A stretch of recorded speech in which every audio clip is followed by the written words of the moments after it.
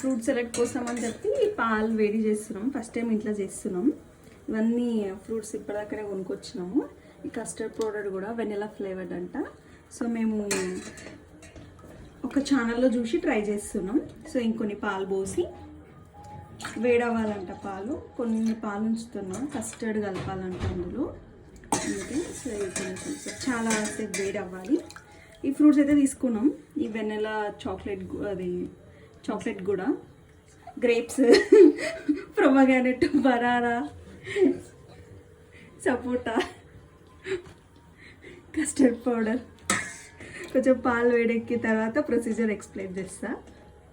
ఆమె ఛానల్లో చెప్పింది ఏంటంటే మీగడ రాకుండా కలుపుతుండాలి. మీగడ వస్తే తెలియదు ఏమవుతుందో, కానీ మీగడ రాకుండా కలపమని చెప్పింది కంటిన్యూస్గా. ఆ లోపు ఇది వేడెక్కే లోపు కొన్ని పాలు మిగిలిచ్చినాం.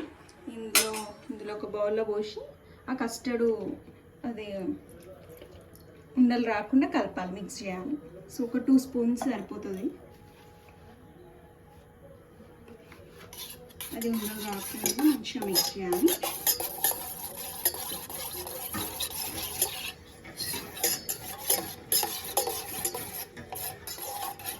అవి చల్ల పాలలోనే మిక్స్ చేయాలి. ఆ లోపు ఇక్కడ వెయిట్ చేస్తున్నాను మీరు.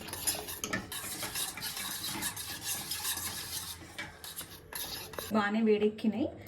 పొయ్యి సిమ్లోనే పెట్టి మనము ఇది కస్టర్డ్ అది మిల్క్ కలిపినే వేయాలన్నమాట, ఎందుకంటే ఉండలు పడుతుంది. సో ఇది మిక్స్ చేస్తూనే ఉండాలి సిమ్లో పెట్టుకొని. ఒక 2 to 3 minutes మనం సిమ్లో పెట్టి హీట్ చేయాలి. ఎందుకంటే మరీ థిక్నెస్ ఎక్కువ వచ్చేస్తే చాలా ఇంకా దగ్గరికి అయిపోతుంది. సో మనం అంటే ఒక 2 minutes 3 minutes అంతే. యాక్చువల్లీ ఒకటి చెప్పడం మర్చిపోయినా, పాలల్లోనే షుగర్ కూడా వేయాలి. అండ్ మీ షుగర్ లెవెల్స్ని బట్టి షుగర్ వేసుకోండి. మీరు స్వీట్గా తింటే స్వీట్గా, తక్కువ తింటే తక్కువ.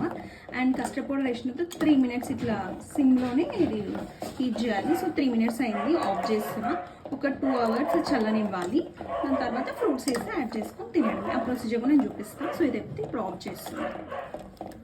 అలా డీప్ ఫ్రిడ్జ్లో పెట్టిన తర్వాత 2 hours పెట్టిన తర్వాత తీసినాం, చల్లగా అయింది. సో ఇందులో కొంచెం ఇందులో వేసి మిక్స్ చేయడానికి, ఒకటేసారి మిక్స్ చేస్తే ఖరాబ్ అయిపోతుంది అని. సో ఇందులో గ్రేప్స్, మీకు నచ్చిన ఫ్రూట్స్ వేసుకోవచ్చు. నా దగ్గర ఉన్నాయి, వేస్తున్నా.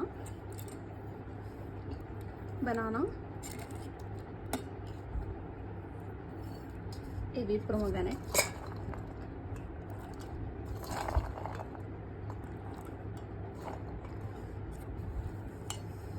సో ఇందులో ఐస్ క్రీమ్ కూడా వేసుకోవచ్చు, యువర్ విష్.